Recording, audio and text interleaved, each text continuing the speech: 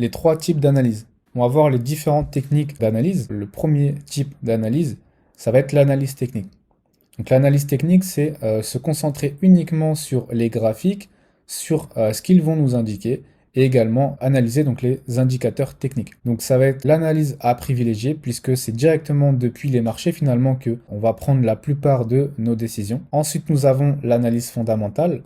L'analyse fondamentale, cette fois-ci, c'est se concentrer uniquement sur soit le calendrier économique, pour suivre notamment les annonces économiques.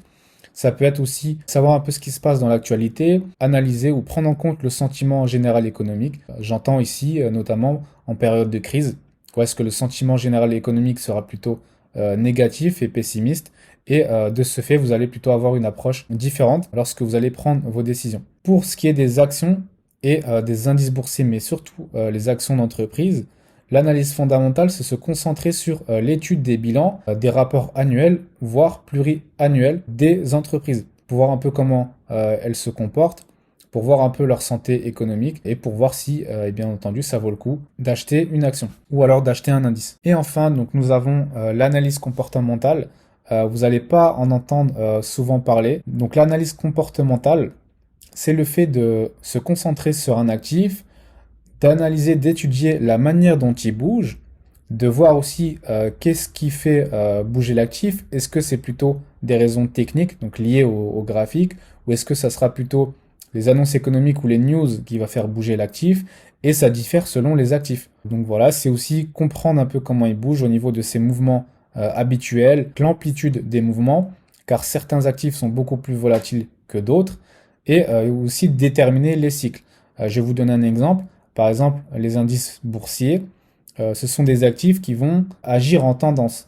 Ils vont surtout agir d'ailleurs en tendance uniquement haussière. Si on part du prix qu'il y avait quelques années auparavant, comparé à aujourd'hui, on voit que les indices ne font que progresser. Tandis que certains actifs, notamment certaines paires de devises, même toutes les paires de devises, vont plutôt monter et descendre sur le même espace. Donc c'est ça, en fait, l'analyse comportementale, c'est étudier le comportement d'un actif.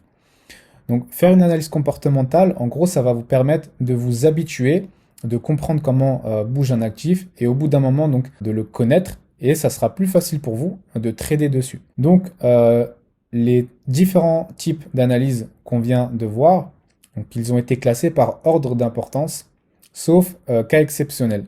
Donc des fois, ça va plutôt être l'analyse fondamentale qui va primer sur l'analyse technique, notamment en cas de crise financière.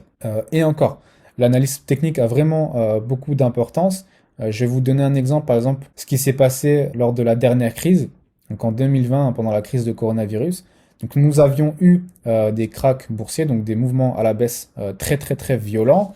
Et à un moment donné, le cours s'est repris fortement à la hausse, quand bien même on n'avait absolument aucune bonne nouvelle d'un point de vue fondamental au niveau des news qui pouvait présager une remontée des cours ou qui pouvait nous rassurer dans le fait de se positionner à l'achat et avec force de la masse de l'ensemble de traders qui allaient prendre la même décision, donc au final faire remonter le cours. Ça sera tout pour cette vidéo, on se retrouve dans une autre.